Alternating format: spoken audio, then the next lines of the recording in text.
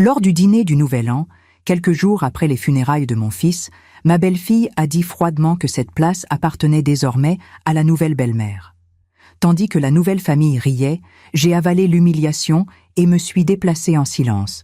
J'ai embrassé mes petits-enfants et je suis partie. Ce soir-là, j'ai compris que quelque chose avait changé. Mon téléphone était plein, 27 appels manqués. Bonjour, je m'appelle Odette, j'ai 68 ans. Et voici l'histoire de comment j'ai repris tout ce qui a toujours été à moi. Avant de commencer, je vous demande de vous abonner à la chaîne, de laisser un like sur la vidéo et de commenter d'où vous nous écoutez. Votre participation compte beaucoup pour moi. Maintenant, place à l'histoire. La neige tombait doucement sur Lyon ce soir du réveillon. Je marchais lentement dans la rue Sainte-Catherine, serrant fermement mon sac à main en cuir noir usé. Cela ne faisait que 9 jours que Laurent, mon fils unique, était mort. 9 jours depuis que le téléphone avait sonné à 3 heures du matin et qu'une voix tremblante m'avait annoncé qu'il y avait eu un accident sur la 6. 9 jours depuis que mon monde s'était effondré. Je portais encore du noir. Mon manteau de laine, acheté il y a 15 ans, sentait la naphtaline et la tristesse. Mes cheveux grisonnants étaient attachés en un chignon simple. Pas de maquillage, pas d'envie de vivre. Mais je devais voir mes petits-enfants, Lucas et Emma, 8 et 5 ans. Les seuls morceaux de Laurent qui me restaient. L'appartement se trouvait dans le quartier de Confluence, dans un immeuble moderne avec vue sur le Rhône. J'avais moi-même choisi cet endroit il y a 40 ans, quand mon mari François était encore en vie. Nous l'avions acheté avec les économies de toute une vie. François était mort il y a 7 ans, d'un cancer du pancréas. Laurent était tout ce qui me restait. Quand j'ai sonné à la porte, j'ai entendu des rires à l'intérieur. Des rires forts, joyeux, inappropriés. Mon estomac s'est retourné. La porte s'est ouverte. C'était Céline, ma belle-fille, 35 ans, blonde décolorée, robe rouge trop serrée pour une veuve récente, maquillage exagéré. Elle m'a regardé de haut en bas, comme elle le faisait toujours, et a souri avec mépris. « Ah, vous êtes arrivés. Entrez. » Pas d'étreinte. Pas de condoléances. Seulement ce ton froid, tranchant. Je suis entrée. L'appartement était décoré pour une fête. Des ballons dorés, du champagne dans les coupes en cristal qui étaient à moi, des plats en porcelaine française avec des huîtres et du foie gras. Le sapin de Noël clignotait de lumière colorée dans le coin du salon, comme si rien ne s'était passé, comme si Laurent n'avait pas été enterré il y a moins de 2 semaines. Sur le canapé, un homme robuste à la barbe mal rasée buvait du vin rouge. Il m'a regardé sans se lever. Céline s'est approchée de lui, a posé sa main sur son épaule avec une intimité répétée. « Odette, voici Jean-Luc, mon compagnon. » J'ai senti l'air me manquer. Compagnon. Laurent mort depuis 9 jours. Et elle présentait déjà un autre homme. Un autre homme dans la maison qui était la mienne. Mais ce n'était pas tout.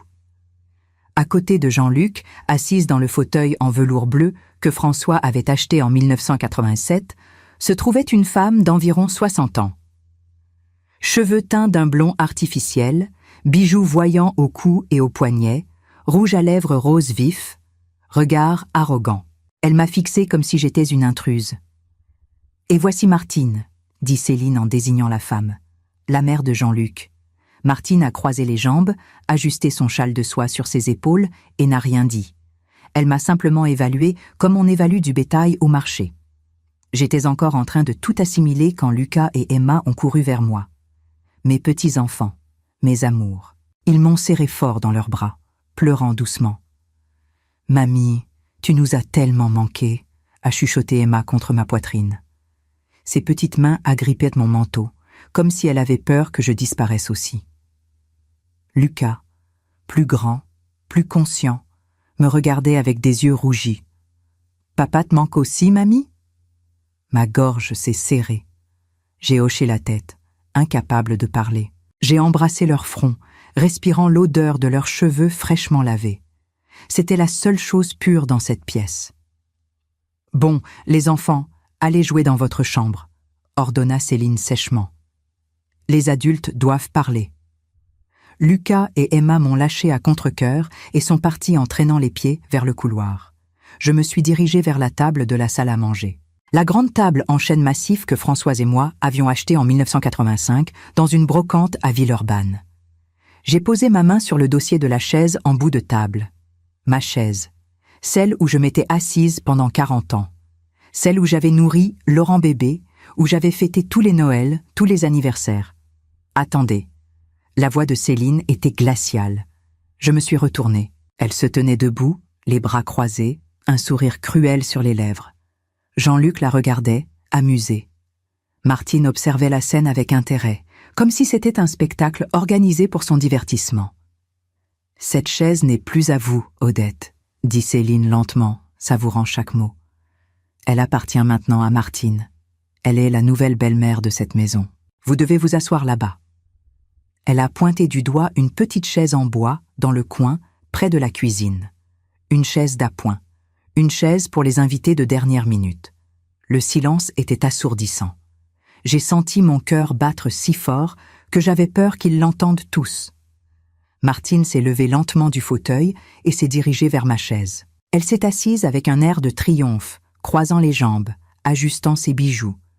Elle m'a regardé droit dans les yeux et a souri. Puis, les rires ont commencé.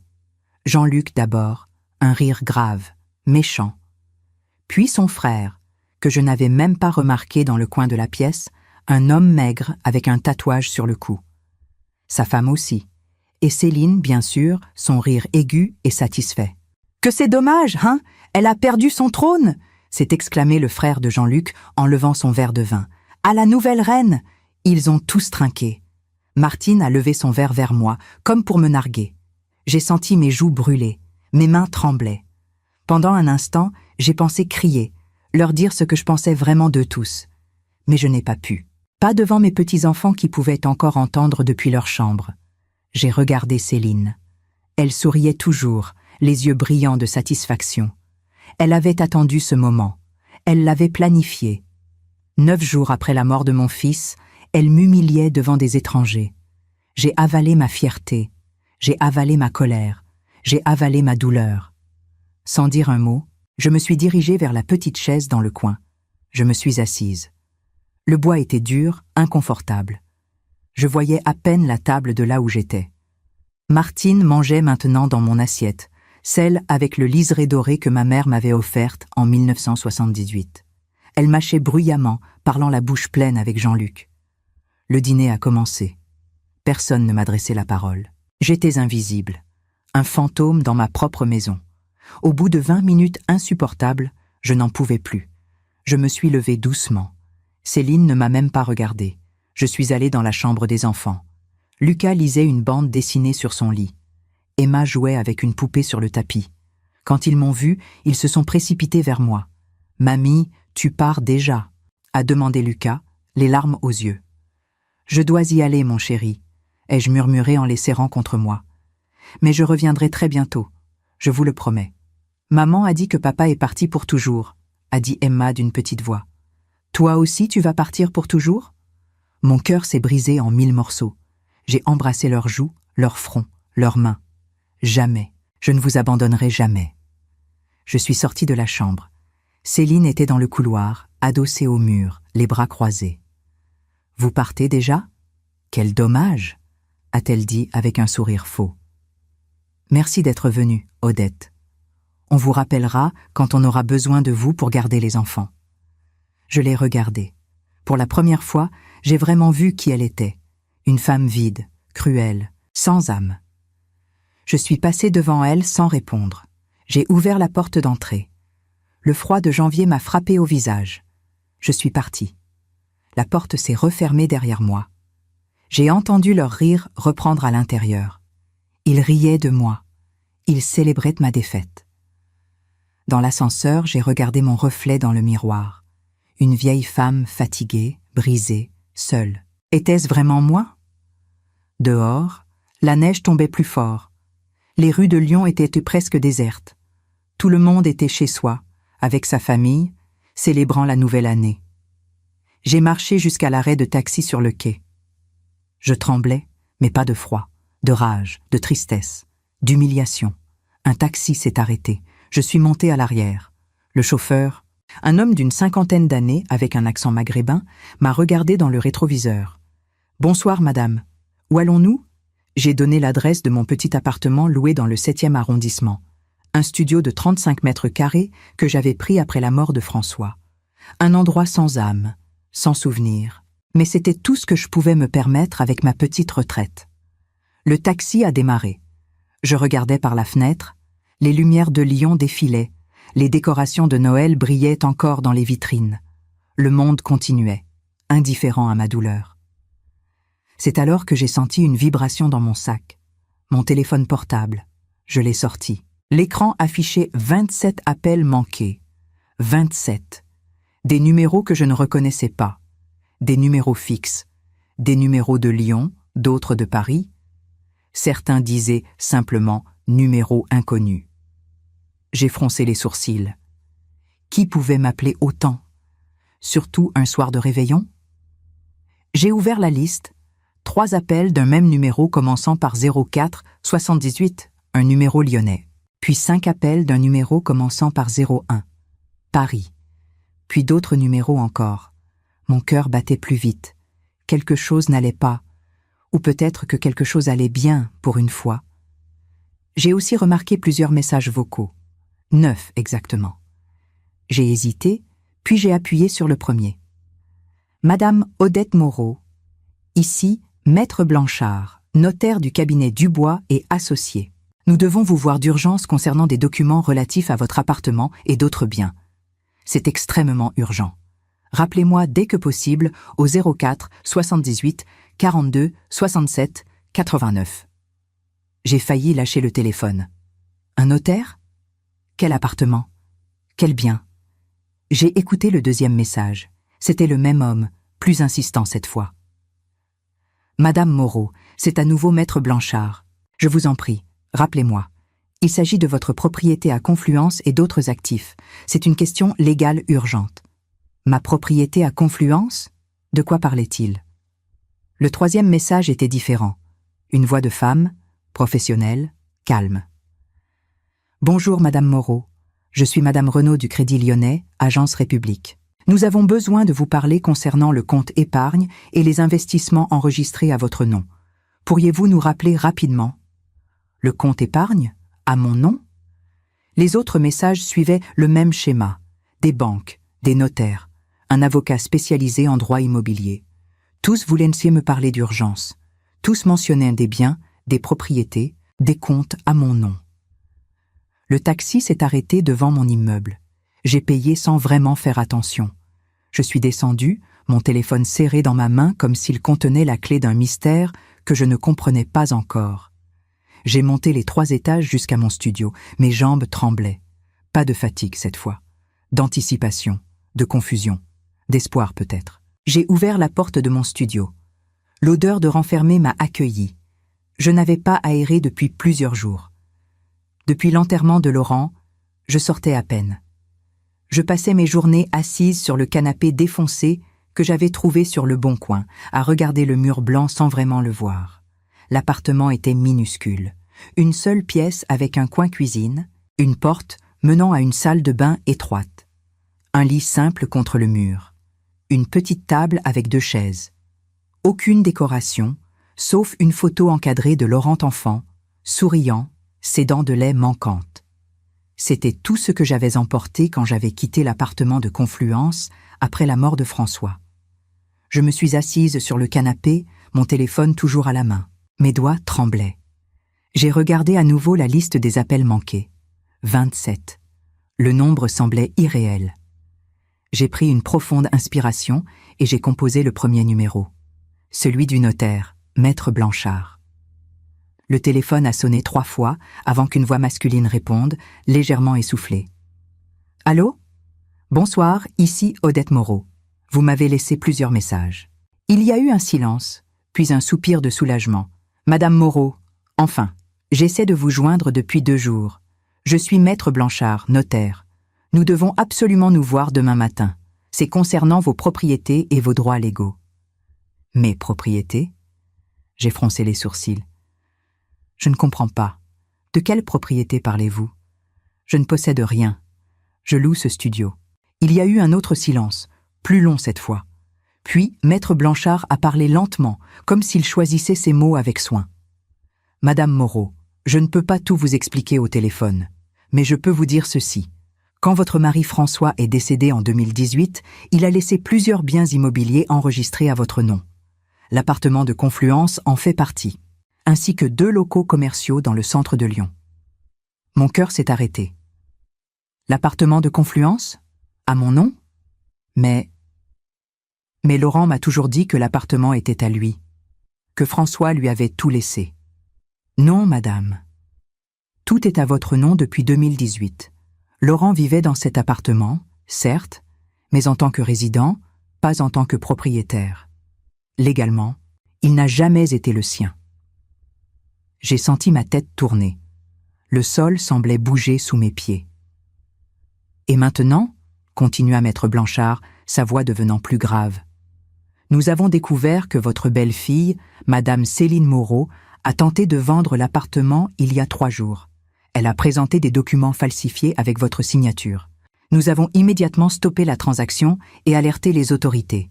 C'est un délit pénal très grave. Céline avait essayé de vendre mon appartement avec une fausse signature. Madame Moreau, êtes-vous toujours là? Oui, je suis là. Il faut que vous veniez à mon bureau demain matin à 9 heures. Nous devons sécuriser vos biens immédiatement et engager des poursuites. Pouvez-vous être là? Oui, je serai là. Parfait.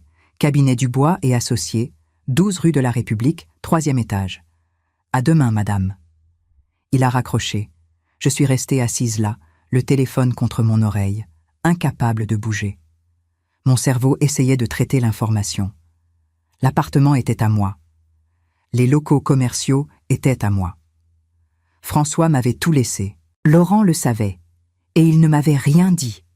Pourquoi? Et Céline avait essayé de me voler, de falsifier ma signature, de vendre mon bien. La rage que j'avais avalée plus tôt dans la soirée est remontée, brûlante, dévorante.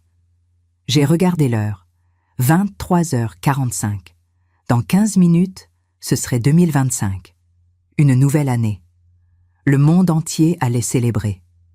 Mais moi, j'étais assise seule dans un studio miteux, découvrant que ma vie entière avait été un mensonge. Mon téléphone a vibré à nouveau. Un autre appel. Cette fois, c'était le Crédit Lyonnais. J'ai répondu. Madame Moreau? Ici Madame Renaud du Crédit Lyonnais. Je suis désolée de vous appeler si tard, mais c'est urgent. Je vous écoute. Nous avons constaté une tentative de transfert frauduleux depuis le compte épargne enregistré à votre nom. Un montant de 95 000 €. La tentative a été bloquée par nos systèmes de sécurité, mais nous devons vous voir en personne pour sécuriser le compte. 95 000 €? J'avais un compte avec autant d'argent? Qui a tenté de faire ce transfert? Il y a eu une hésitation. Une femme se présentant comme votre belle-fille, Céline Moreau. Elle avait une procuration qu'elle prétendait signée par vous. Mais notre service juridique a déterminé que c'était un faux. Céline. Encore. Avant de partir, je voudrais juste vous rappeler de vous abonner et de laisser un like si vous appréciez cette histoire. Merci. Madame Moreau, vous êtes là? Oui, je viendrai demain. Parfait. Demain à 10h30, Agence République. Apportez votre pièce d'identité. Elle a raccroché. J'ai posé le téléphone sur la table basse. Mes mains ne tremblaient plus. Quelque chose en moi avait changé. La femme humiliée qui avait quitté l'appartement de Confluence quelques heures plus tôt n'était plus là. À sa place, il y avait une femme qui commençait à comprendre. Une femme qui réalisait qu'on l'avait manipulée, qu'on lui avait menti, qu'on avait essayé de la voler. Et cette femme était en colère. J'ai passé le reste de la nuit à écouter tous les messages vocaux, à noter tous les numéros, à faire des listes. Notaire, banque, avocat. Tous voulèrent me parler de biens que je ne savais même pas posséder. À 5 heures du matin, j'ai finalement compris l'ampleur de la situation. François m'avait laissé un patrimoine considérable. Et Laurent, mon fils, avait gardé le secret. Il vivait dans mon appartement, utilisait mon argent, tout en me laissant croire que je n'avais rien. Pourquoi? Le lendemain matin, Je me suis réveillée après seulement 2 heures de sommeil, mais je n'étais pas fatiguée. J'étais électrisée. Pour la première fois depuis la mort de Laurent, j'avais un but, une mission. Je me suis douchée, habillée avec soin. J'ai mis mon tailleur bleu marine que je n'avais pas porté depuis des années. Celui que je mettais quand j'enseignais encore au lycée Victor Hugo. J'ai coiffé mes cheveux grisonnants, appliqué un peu de rouge à lèvres discret.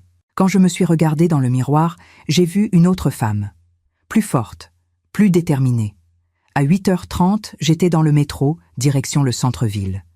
Lyon se réveillait doucement après les festivités du réveillon. Les rues étaient encore calmes, parsemées de confettis et de bouteilles vides. Je suis arrivée au cabinet Dubois et Associés avec 10 minutes d'avance. L'immeuble était ancien, élégant, avec une façade en pierre de taille. Une plaque de cuivre brillait près de l'entrée. J'ai monté les escaliers jusqu'au 3e étage. La réceptionniste, une jeune femme aux cheveux courts, m'a accueillie avec un sourire professionnel. « Madame Moreau ? Maître Blanchard vous attend. Par ici, s'il vous plaît. » Elle m'a conduite dans un bureau spacieux avec des bibliothèques remplies de codes juridiques. Derrière un grand bureau en acajou se tenait un homme d'une 60aine d'années, cheveux poivre et sel, lunettes rondes, costume 3 pièces impeccable. Il s'est levé immédiatement et m'a tendu la main. « Madame Moreau, Maître Blanchard, je suis soulagée que vous soyez venue. » Sa poignée de main était ferme, rassurante. Je me suis assise dans le fauteuil en cuir qu'il m'indiquait. « Je dois vous dire, ai-je commencé, que je suis complètement perdue. Je ne comprends rien à ce qui se passe. » Maître Blanchard a hoché la tête gravement. Il a ouvert un dossier épais devant lui. « Je vais tout vous expliquer. En 2018, quand votre mari François Moreau est décédé, il vous a légué l'intégralité de ses biens. Nous avons ici son testament, enregistré en 2017. » Il a poussé un document vers moi.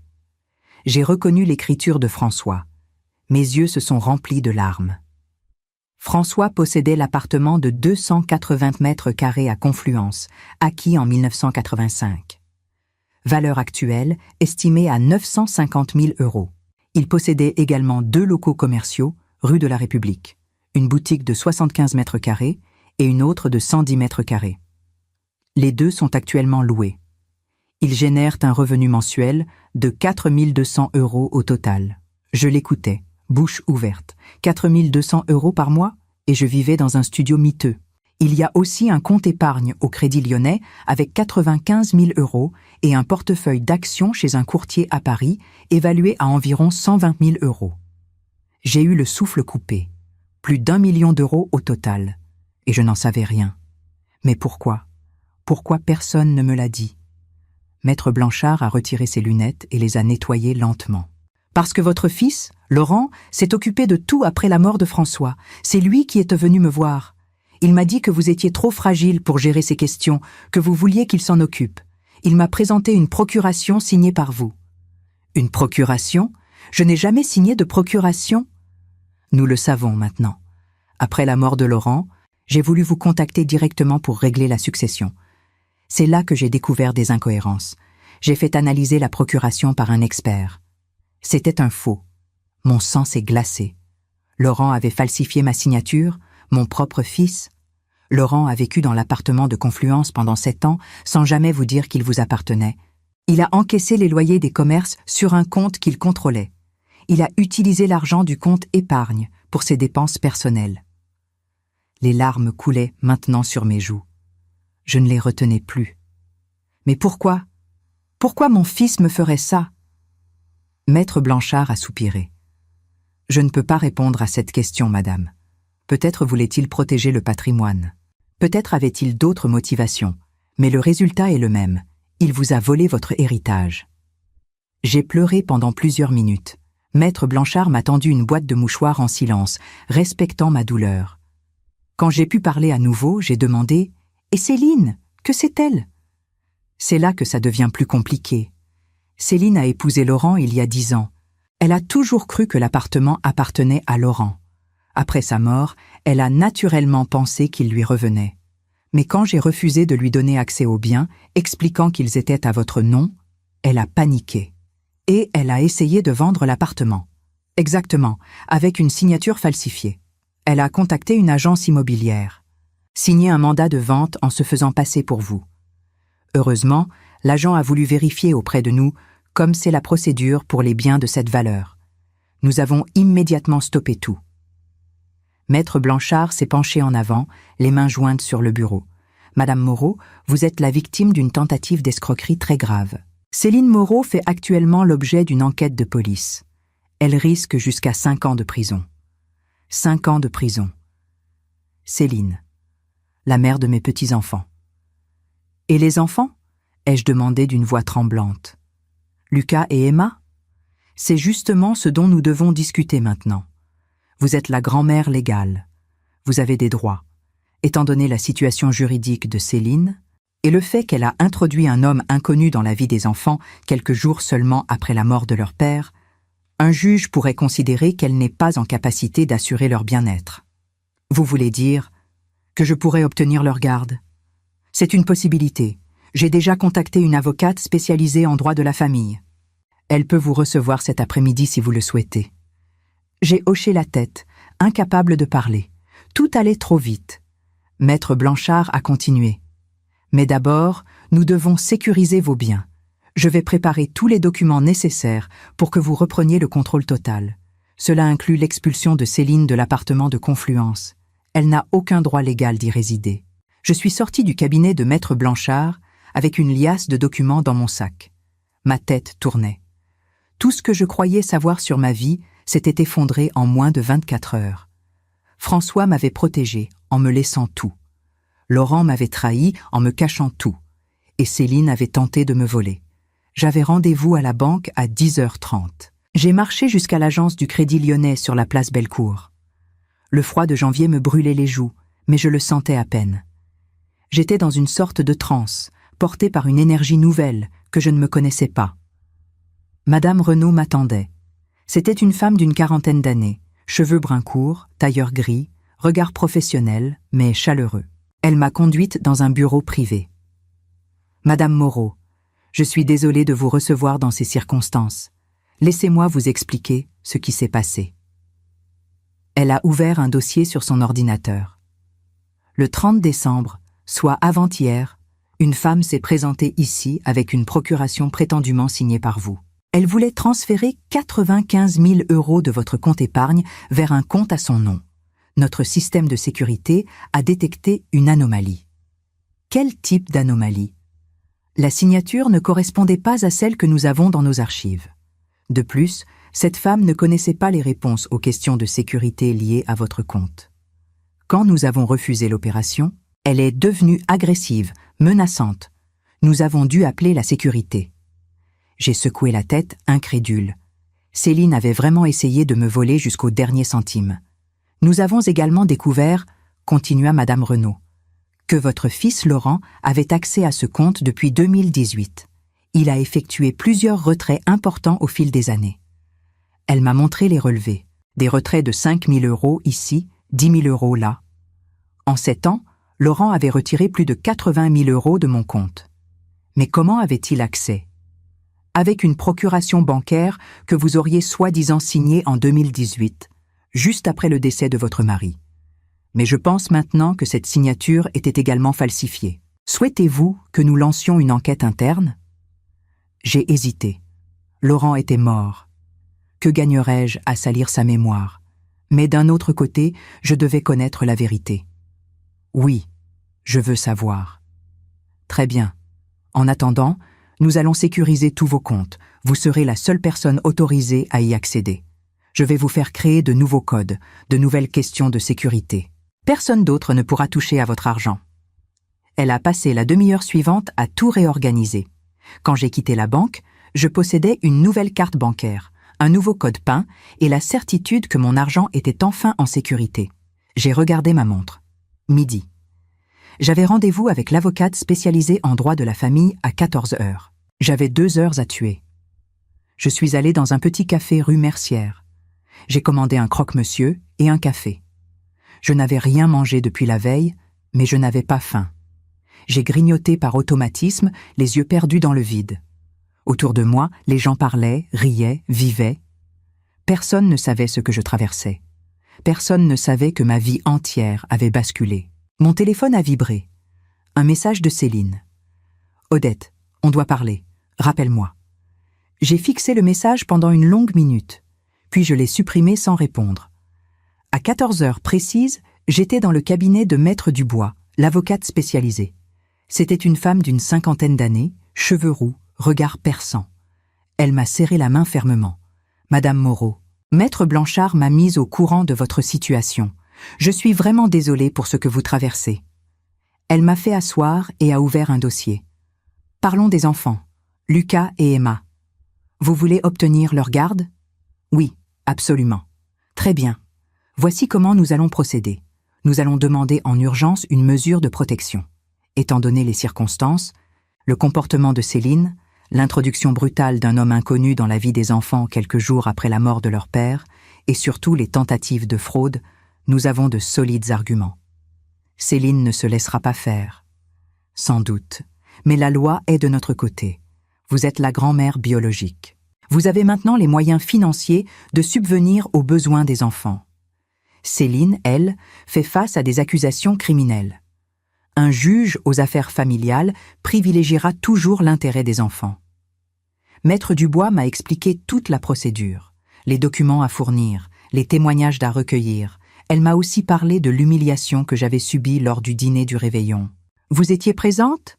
Vous avez des témoins ? » Les enfants, ils ont tout vu. « Parfait. Le fait que Céline vous ait publiquement humilié devant vos petits-enfants, qu'elle ait laissé des étrangers se moquer de vous, c'est une forme de violence psychologique. Cela démontre son manque de jugement et de respect. » Elle a tapé sur son clavier, prenant des notes. « Nous allons déposer une requête d'urgence dès demain matin. Je pense que nous pourrons obtenir une audience dans la semaine. En attendant, évitez tout contact avec Céline. Ne répondez pas à ses messages, ne lui parlez pas. Tout ce qu'elle pourrait dire pourrait être utilisé contre nous. » J'ai acquiescé. « Une dernière chose, » a dit Maître Dubois en me regardant droit dans les yeux. « Êtes-vous prête pour ce qui va suivre ? Parce que Céline va se battre. Elle va probablement vous accuser de manipulation, de mensonge. Elle va essayer de vous faire passer pour une vieille femme sénile qui veut voler ses enfants. Êtes-vous prête à affronter ça ? » J'ai pensé à Laurent, à François, à tout ce que j'avais perdu. Puis j'ai pensé à Lucas et Emma, leurs petits visages tristes, leurs larmes. Oui, je suis prête. Maître Dubois a souri. Alors nous allons gagner. Je suis rentrée chez moi en début de soirée, épuisée mais déterminée. Mon petit studio me semblait encore plus étroit, plus triste, mais je savais que ce n'était que temporaire. Bientôt, je reprendrai possession de mon appartement, de ma maison. Les 3 jours suivants ont été un tourbillon d'activités. Maître Blanchard et Maître Dubois travaillaient de concert pour préparer mon dossier.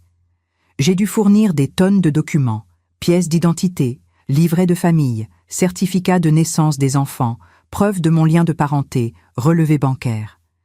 J'ai aussi dû rédiger une déclaration détaillée sur ce qui s'était passé lors du dîner du réveillon. J'ai tout raconté. L'humiliation, les rires, Martine assise à ma place, les mots cruels de Céline. Maître Dubois m'a dit que ce témoignage serait crucial. Le 4e jour, le 4 janvier, j'ai reçu un appel de Maître Blanchard. « Madame Moreau, j'ai une bonne nouvelle. Le juge a accepté notre requête d'urgence. Vous avez une audience demain après-midi à 15 h au tribunal de Lyon. Le juge veut entendre toutes les parties. Vous, Céline, et si possible les enfants. » Mon cœur s'est mis à battre plus fort. Les enfants devront témoigner ? Probablement pas de manière formelle, mais le juge voudra peut-être leur parler en privé, sans les parents présents, pour comprendre leur situation émotionnelle. J'ai passé la soirée à me préparer mentalement. J'ai relu ma déclaration une dizaine de fois. J'ai choisi mes vêtements pour le lendemain. Mon tailleur bleu marine, un chemisier blanc, des chaussures plates. Je voulais avoir l'air respectable, digne, responsable. J'ai à peine dormi cette nuit-là. À 5 h du matin, j'étais déjà réveillée, incapable de me rendormir. J'ai bu du café en regardant le jour se lever sur Lyon. À 14h30, j'étais au tribunal. Maître Dubois m'attendait devant l'entrée, élégante dans son tailleur noir, une mallette à la main. « Vous êtes prête, Madame Moreau ?» Aussi prête que possible. Nous sommes entrés. Le tribunal était imposant, froid, intimidant. Des couloirs interminables, des portes numérotées, des gens en robe d'avocat qui marchaient vite, parlaient à voix basse. Dans la salle d'attente, j'ai vu Céline. Elle était assise sur un banc, Jean-Luc à ses côtés. Elle portait un tailleur noir strict, ses cheveux tirés en arrière, pas de maquillage excessif. Elle essayait d'avoir l'air sérieuse, respectable. Mais quand nos regards se sont croisés, j'ai vu la haine dans ses yeux. Jean-Luc m'a fixé avec mépris. J'ai détourné le regard. Lucas et Emma étaient là aussi, assis sur un autre banc avec une assistante sociale. Quand Emma m'a vue, elle a voulu courir vers moi, mais l'assistante sociale l'a retenue doucement. « Mamie !» a-t-elle crié. Mon cœur s'est brisé. J'ai fait un petit signe de la main. Lucas me regardait avec de grands yeux tristes. À 15 heures précises, une greffière a ouvert la porte de la salle d'audience. Affaire Moreau contre Moreau. Requête en garde d'urgence. Nous sommes tous entrés. La salle était petite, austère. Le juge, une femme d'une 60aine d'années aux cheveux gris courts, était assise derrière un bureau imposant. Elle portait sa robe noire, ses lunettes sur le bout du nez. « Asseyez-vous », a-t-elle dit d'une voix ferme, mais pas hostile. Je me suis assise à côté de Maître Dubois. Céline était de l'autre côté de la salle avec son avocat. Un homme maigre au visage sévère. La juge a ouvert le dossier devant elle. « Bien, je vais aller droit au but. Madame Odette Moreau, vous demandez la garde provisoire de vos petits-enfants, Lucas et Emma Moreau, actuellement sous la responsabilité de leur mère, Céline Moreau. Maître Dubois, exposez vos arguments. » Maître Dubois s'est levé, calme et professionnel. « Votre honneur, ma cliente, Madame Odette Moreau, est la grand-mère maternelle des enfants. Leur père, Laurent Moreau, est décédé le 22 décembre dernier dans un accident tragique. Moins de 2 semaines après cet événement traumatisant, Madame Céline Moreau a introduit un nouvel homme dans la vie des enfants, présenté comme son compagnon. Cet homme, Jean-Luc Ferrand, vit maintenant dans l'appartement familial. La juge écoutait, prenant des notes. De plus, continua Maître Dubois, lors du dîner du réveillon, soit 9 jours seulement après l'enterrement, Madame Céline Moreau a publiquement humilié Madame Odette Moreau devant les enfants. Elle l'a forcée à quitter sa place habituelle à table pour la donner à la mère de son nouveau compagnon. La famille de cet homme s'est moquée de Madame Odette Moreau, a ri d'elle. Les enfants ont assisté à cette scène et ont pleuré. J'ai vu Céline serrer les mâchoires. Son avocat prenait des notes frénétiquement. Mais ce n'est pas tout, votre honneur. Nous avons également découvert que Madame Céline Moreau a tenté de commettre une fraude majeure. Elle a essayé de vendre un appartement appartenant à Madame Odette Moreau en falsifiant sa signature. Elle a également tenté de retirer 95 000 € d'un compte bancaire qui n'est pas le sien, là encore avec de faux documents. La juge a levé les yeux, surprise. Ces accusations sont graves. Avez-vous des preuves ? Oui, votre honneur. Voici les documents de l'agence immobilière, le rapport de police et la déclaration de la banque. Maître Dubois a remis plusieurs documents à la greffière, qui les a transmis à la juge. Pendant que la juge lisait, le silence dans la salle était pesant. Céline fixait le sol. Son avocat avait l'air nerveux. Finalement, la juge a posé les documents et s'est tournée vers l'avocat de Céline. « Maître Fontaine, qu'avez-vous à dire ?» L'avocat de Céline s'est levé, lissant sa robe. Il avait l'air mal à l'aise, mais il a pris une voix assurée. « Votre honneur, ma cliente est une mère aimante qui vient de perdre son mari dans des circonstances tragiques. Elle traverse une période extrêmement difficile. Concernant les accusations de fraude, ma cliente pensait sincèrement que l'appartement appartenait à son défunt mari, et par extension, à elle. Il s'agit d'un malentendu, pas d'une intention criminelle. Un malentendu ? La juge a haussé un sourcil. Falsifier une signature, c'est un malentendu ? Maître Fontaine a toussé. Ma cliente conteste avoir falsifié quoi que ce soit. Elle affirme avoir signé en toute bonne foi, croyant avoir le droit de le faire. Et le nouvel homme dans sa vie ? A demandé la juge. Introduit moins de 2 semaines après la mort du père des enfants ? Jean-Luc Ferrand est un ami de longue date qui soutient ma cliente dans cette épreuve. Il n'y a rien d'inapproprié. Un ami de longue date qui emménage immédiatement et dont la mère prend la place de la grand-mère à table. Devant les enfants ? Maître Fontaine a ouvert la bouche, puis l'a refermée. Il n'avait pas de réponse à ça. La juge s'est tournée vers moi. « Madame Moreau, levez-vous s'il vous plaît. » Je me suis levée, les jambes tremblantes. « Vous êtes la grand-mère de Lucas et Emma ? » ?»« Oui, votre honneur. »« Avez-vous une relation proche avec eux ? » ?»« Très proche. Je les ai gardés régulièrement depuis leur naissance. Je les ai vus grandir. Je les aime plus que tout au monde. » « Et vous pensez être en mesure de subvenir à leurs besoins ? Vous avez 68 ans. » »« J'ai 68 ans, mais je suis en bonne santé. J'ai maintenant les moyens financiers de leur offrir un foyer stable. J'ai un grand appartement avec des chambres pour eux. Je peux les inscrire dans de bonnes écoles. Je peux leur donner l'amour et la stabilité dont ils ont besoin après la mort de leur père. » La juge a hoché la tête lentement. Puis elle s'est tournée vers Céline.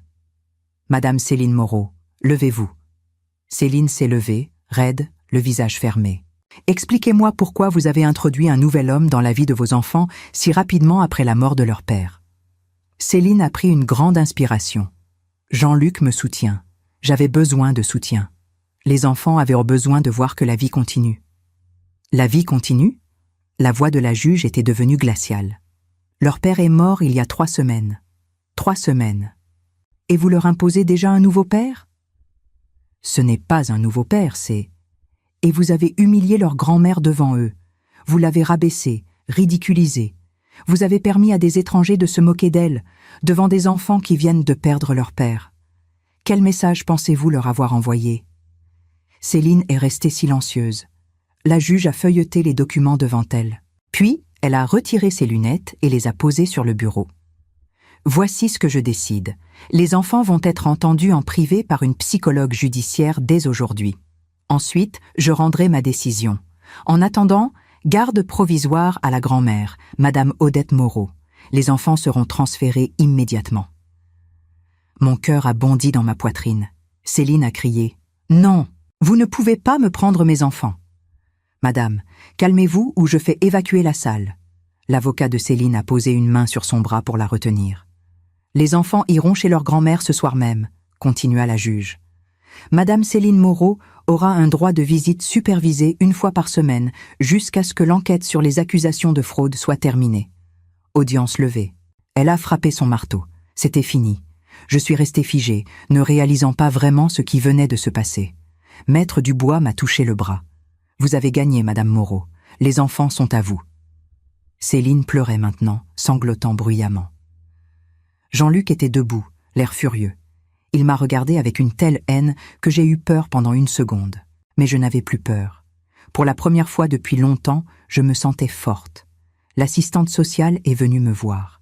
« Madame Moreau, je vais amener les enfants chez vous dans 2 heures, le temps que je récupère leurs affaires chez leur mère. Voici mon numéro. Appelez-moi si vous avez besoin de quoi que ce soit. » J'ai hoché la tête, encore sous le choc. Dehors, sur les marches du tribunal, j'ai respiré l'air froid de janvier. La nuit tombait sur Lyon. Les lumières de la ville s'allumaient une à une. Maître Dubois est sorti derrière moi. « Félicitations, Madame Moreau. Vous avez fait preuve d'un courage extraordinaire. Merci, pour tout. Ce n'est pas fini. Il faudra encore comparaître pour l'affaire de la fraude. Et Céline peut faire appel de la décision sur la garde. Mais vous avez franchi la première étape. » J'ai acquiescé. Je savais que la bataille n'était pas terminée. Mais j'avais gagné la première manche. Et surtout, j'allais retrouver mes petits-enfants. Je suis rentrée chez moi, dans mon petit studio. J'ai regardé autour de moi. Les enfants ne pouvaient pas vivre ici. Il n'y avait même pas de place pour un lit supplémentaire. J'ai appelé Maître Blanchard. « Maître, j'ai obtenu la garde provisoire des enfants, mais je ne peux pas les amener ici.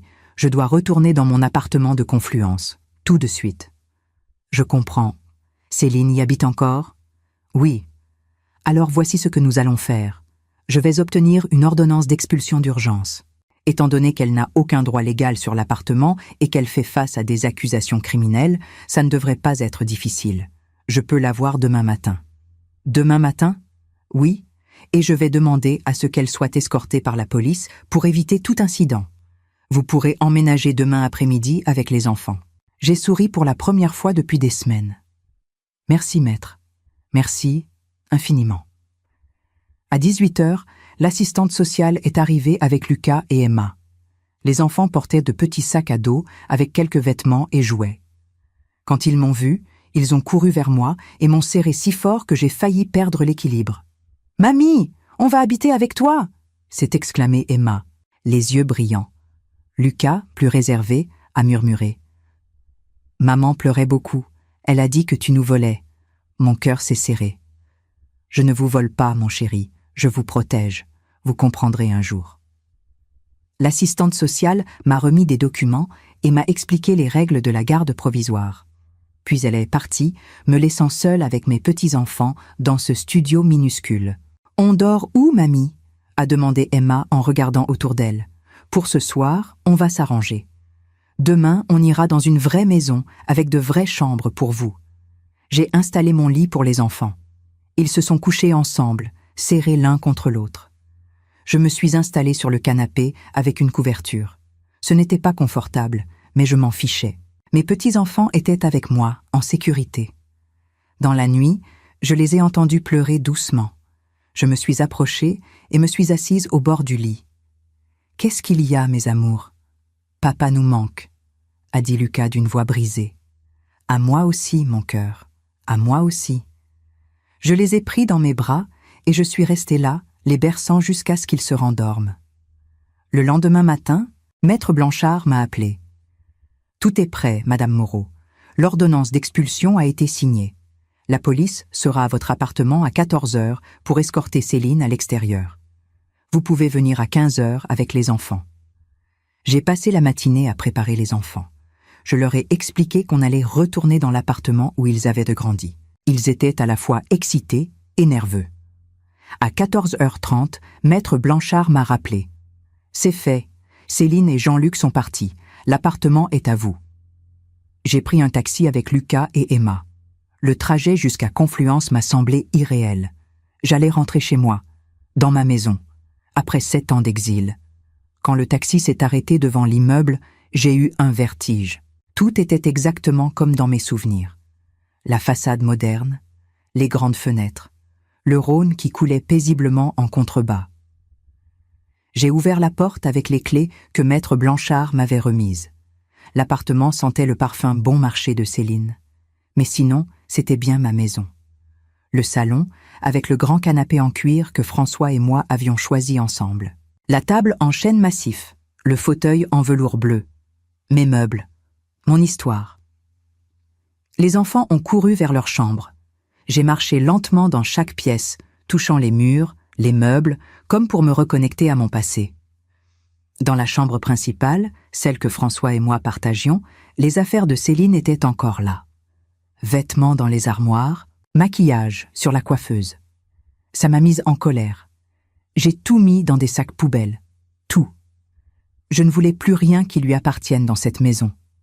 J'ai passé l'après-midi à nettoyer, à réorganiser, à effacer les traces de Céline et Jean-Luc. Les enfants m'aidaient, heureux de retrouver leurs jouets, leurs livres, leurs repères. Le soir, j'ai préparé un vrai dîner. Des pâtes à la carbonara, le plat préféré de Laurent quand il était enfant. Nous nous sommes assis à table, moi à la place de la cabecera, celle qui m'avait toujours appartenu. Lucas et Emma de chaque côté. La chaise de Laurent était vide. Ça m'a fait mal, mais c'était une douleur différente, une douleur apaisée. « Mamie ?» a dit Emma entre deux bouchées. « Tu vas rester avec nous pour toujours. »« Oui, ma chérie, pour toujours. » Lucas m'a regardé avec ses grands yeux sérieux. « Et maman ? » ?»« Maman viendra vous voir, mais vous allez vivre ici avec moi maintenant. » Il a hoché la tête lentement, digérant l'information. Après le dîner, j'ai couché les enfants dans leur lit. J'ai lu une histoire à Emma, puis une autre à Lucas. Ils se sont endormis paisiblement, dans leur propre chambre, dans leur propre lit. Je suis retournée dans le salon. J'ai éteint les lumières et je me suis assise dans le fauteuil en velours bleu, celui que François aimait tant. J'ai regardé la ville par la fenêtre. Lyon brillait de 1000 feux. Mon téléphone a vibré. Un message de Céline. « Tu me le paieras. Je récupérerai mes enfants. Et tu perdras tout. » J'ai lu le message sans émotion. Puis je l'ai supprimé et j'ai bloqué son numéro. Elle ne comprenait pas encore. Mais elle allait comprendre bientôt. Je n'avais pas volé ses enfants. J'avais repris ce qui était à moi depuis le début. Ma maison, ma vie, ma dignité. J'ai pensé à Laurent. Malgré sa trahison, malgré ses mensonges, il restait mon fils. Je l'aimais encore. Mais je ne lui pardonnerai jamais de m'avoir caché la vérité. François, lui, m'avait protégé. Il avait tout mis à mon nom parce qu'il savait. Il savait que j'aurais besoin de cette sécurité un jour. « Merci, mon amour », ai-je murmuré dans le vide. « Tu avais raison. » Le lendemain, Maître Blanchard est venu avec d'autres documents. Les locaux commerciaux génèrent 4 200 € par mois. Avec l'argent du compte épargne et les actions, vous avez largement de quoi vivre confortablement et élever les enfants. J'ai signé les derniers papiers. Tout était officiellement à mon nom, maintenant. Plus de doute, plus d'ambiguïté. « Et Céline ?» ai-je demandé. Elle fait face à des accusations de faux et usage de faux, tentative d'escroquerie. Le procureur est très sévère sur ces affaires. Elle risque vraiment la prison. Et Jean-Luc, il n'est impliqué dans aucune fraude directement, mais sa présence rapide après la mort de Laurent est notée dans le dossier de garde. Ça joue contre Céline. J'ai hoché la tête. Je ne ressentais ni joie ni tristesse, juste une forme de justice froide. Les semaines suivantes ont été à la fois difficiles et libératrices. Les enfants s'adaptaient progressivement à leur nouvelle vie avec moi. Emma, plus jeune, semblait accepter la situation plus facilement. Lucas, lui, posait beaucoup de questions. Il voulait comprendre pourquoi sa mère ne vivait plus avec eux, pourquoi tout avait changé si vite. Je lui expliquais avec douceur, sans jamais critiquer Céline devant lui. C'était important pour moi de ne pas détruire l'image qu'il avait de sa mère, même si elle m'avait fait tant de mal. Le droit de visite supervisée avait lieu tous les samedis après-midi dans un centre spécialisé. La première fois, j'ai accompagné les enfants. Céline était là, l'air fatigué, amaigri. Elle m'a regardé avec une haine froide, mais n'a rien dit. Les enfants l'ont embrassée, contents de la voir. Je suis partie, les laissant passer 2 heures ensemble sous la surveillance d'une assistante sociale. Quand je suis revenue les chercher, Emma pleurait. Lucas avait l'air triste. « Qu'est-ce qui s'est passé ?» ai-je demandé à l'assistante sociale.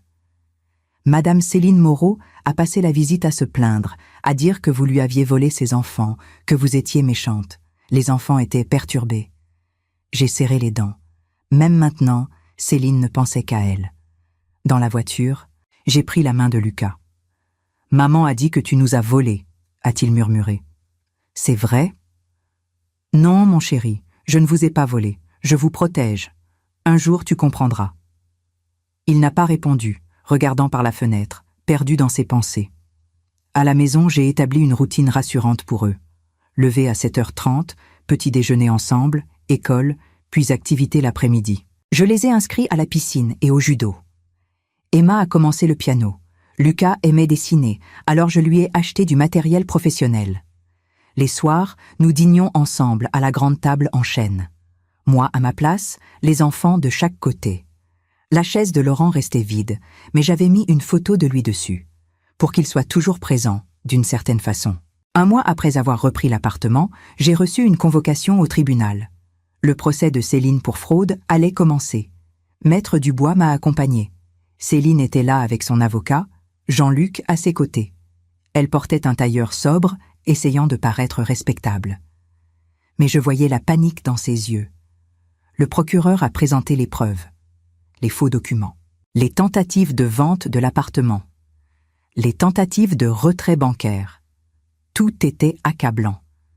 L'avocat de Céline a essayé de plaider le malentendu, la confusion après la mort de Laurent. Mais le juge n'était pas convaincu. J'ai dû témoigner. J'ai raconté tout. L'humiliation lors du dîner, les mensonges de Laurent, ma découverte de la vérité. Céline me regardait avec une haine pure. À un moment, elle a crié dans la salle « Vous m'avez tout pris, mes enfants, ma maison, ma vie !» Le juge l'a fait taire immédiatement. À la fin du procès, le verdict est tombé. Céline était condamnée à 2 ans de prison avec sursis, 5 ans de mise à l'épreuve et interdiction de s'approcher de moi ou de l'appartement. Elle devait également rembourser les frais d'avocat et une amende de 50 000 €. Elle s'est effondrée en larmes. Jean-Luc l'a soutenue. Ils sont sortis du tribunal ensemble. Je suis restée assise, immobile. C'était fini. Vraiment fini. Maître Dubois m'a touché l'épaule. « Vous avez gagné, Madame Moreau, sur toute la ligne. » Mais je ne me sentais pas victorieuse, juste fatiguée. Et triste pour mes petits-enfants, qui allaient de grandir avec une mère condamnée et un père mort. Le droit de visite de Céline a été réduit à 1 fois par mois, toujours sous supervision. Elle a fait appel de la décision sur la garde des enfants. Mais 3 mois plus tard, le juge d'appel a confirmé que je garderais Lucas et Emma. Les enfants s'épanouissaient avec moi. Emma riait à nouveau, jouait, retrouvait son insouciance d'enfant. Lucas restait plus réservé, mais il parlait plus facilement, posait moins de questions troublantes. Un soir, alors que je bordais Lucas, il m'a regardé avec sérieux. « Mamie, je suis content d'être avec toi. » Mon cœur s'est gonflé. « Moi aussi, mon chéri. »« Papa te manque ? » ?»« Tous les jours. À moi aussi. » Il a hésité, puis a ajouté « Mais je t'ai, toi. Alors ça va. » J'ai embrassé son front et je suis sortie de la chambre, les larmes aux yeux. Des larmes de tristesse pour Laurent, mais aussi de joie pour ses enfants que je pouvais maintenant protéger et aimer comme ils le méritaient. 6 mois se sont écoulés depuis cette nuit terrible du réveillon. 6 mois depuis que ma vie a basculé. Aujourd'hui, alors que j'écris ces lignes, assise dans mon fauteuil en velours bleu, je regarde Lucas et Emma jouer dans le salon. Ils sont heureux, en sécurité, aimés. L'appartement de Confluence est redevenu un véritable foyer. J'ai repeint les chambres des enfants. Celle d'Emma en rose pâle avec des étoiles au plafond. Celle de Lucas en bleu marine avec une carte du monde sur le mur. J'ai accroché des photos partout. De François, de Laurent enfant. De nous tous ensemble, à l'époque où nous étions une famille heureuse. Les locaux commerciaux continuent de générer un revenu stable. J'ai engagé un gestionnaire immobilier pour s'en occuper, car je veux consacrer tout mon temps aux enfants. L'argent ne manque plus. Je peux leur offrir tout ce dont ils ont besoin. Une bonne éducation, des activités, des vacances, des souvenirs heureux. Céline vient voir les enfants 1 fois par mois. Les visites sont toujours tendues. Elle pleure souvent, se plaint de sa situation, essaie de les convaincre que je suis la méchante dans cette histoire. Mais les enfants comprennent maintenant. Ils voient qu'avec moi, ils ont une routine, de la stabilité, de l'amour inconditionnel. Lucas m'a demandé récemment, « Mamie, pourquoi papa ne nous a pas dit que l'appartement était à toi ?» J'ai réfléchi longuement avant de répondre. Parce qu'il pensait protéger quelque chose, mais il s'est trompé. Parfois, même ceux qu'on aime font des erreurs. Tu lui en veux ? Non, je l'aime toujours, mais je suis triste qu'il ne m'ait pas fait confiance. Lucas a hoché la tête, semblant comprendre. Jean-Luc a quitté Céline 3 mois après le procès. Il avait trouvé une autre femme, plus jeune, avec moins de problèmes. Céline se retrouve maintenant seule, vivant dans un petit studio dans un quartier pauvre de Lyon. Elle travaille comme caissière dans un supermarché. Sa vie a complètement changé. Parfois, je me sens coupable. Puis je me rappelle cette nuit du réveillon, son sourire cruel, les rires de cette famille étrangère, l'humiliation. Et je me rappelle qu'elle a essayé de me voler. Elle a falsifié ma signature. Elle a voulu prendre tout ce que François m'avait laissé. Non, je ne me sens plus coupable. Maître Blanchard et Maître Dubois sont devenus plus que mes avocats. Ce sont maintenant des amis. Ils passent parfois prendre le thé, jouer avec les enfants. Ils m'ont aidé à naviguer dans ce système juridique complexe, à récupérer ma vie. J'ai aussi découvert, grâce à l'enquête bancaire, que Laurent n'avait pas utilisé tout l'argent qu'il avait retiré de mon compte pour ses dépenses personnelles. Une partie avait servi à payer les études de Lucas dans une école privée. Une autre partie était dans un compte épargne au nom des enfants que je n'avais jamais su exister. Quand j'ai découvert ça, j'ai pleuré pendant des heures. Laurent m'avait trahi, oui. Mais il avait aussi pensé à ses enfants. Il avait prévu leur avenir. C'était confus, maladroit, malhonnête. Mais au fond, il les aimait. J'ai pardonné à Laurent dans mon cœur. Pas complètement. mais assez pour dormir la nuit sans être rongé par la colère. François, lui, reste mon héros. Il m'avait tout laissé parce qu'il savait. Il savait que la vie pouvait être cruelle, imprévisible. Il voulait que je sois protégée, quoi qu'il arrive. Et grâce à lui, je l'ai été. Aujourd'hui, assise à ma place, celle qui m'a toujours appartenu, je regarde mes petits-enfants et je souris. Ils sont ma raison de vivre maintenant. Ils sont mon héritage. Pas l'appartement, pas l'argent. Eux. Emma court vers moi avec un dessin qu'elle vient de finir.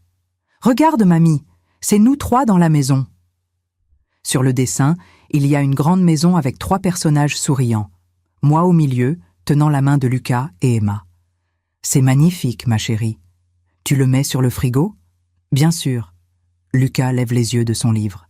Mamie, ce soir on peut regarder un film ensemble? Oui, mon cœur, vous choisissez lequel.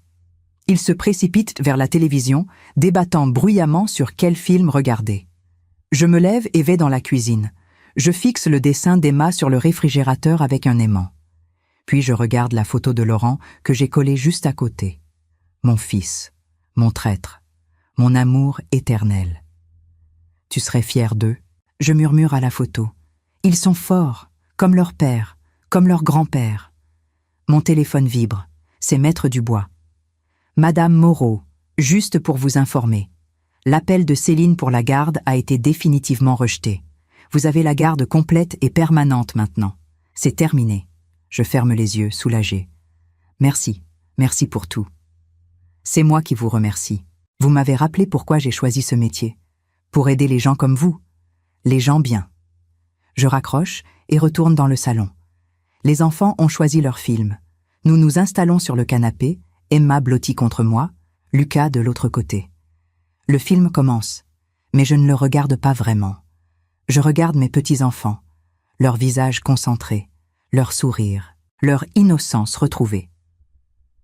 Cette nuit du réveillon, quand j'ai quitté cet appartement, humiliée et brisée, je pensais avoir tout perdu. Mais en réalité, j'ai tout gagné. J'ai repris ma dignité, ma maison, mon nom. Et surtout, j'ai sauvé ces 2 âmes précieuses. Céline avait dit que cette place n'était plus la mienne. Elle se trompait. Cette place a toujours été la mienne, depuis le début, et elle le restera jusqu'à mon dernier souffle. J'ai souri ce soir-là, non pas de joie, mais de détermination. Et aujourd'hui, je souris à nouveau. Cette fois, de paix, de plénitude, de victoire silencieuse. Parce que finalement, la vérité a triomphé. La justice a été rendue. Et l'amour, le vrai amour d'une grand-mère pour ses petits-enfants, a vaincu la cupidité, le mensonge et la cruauté.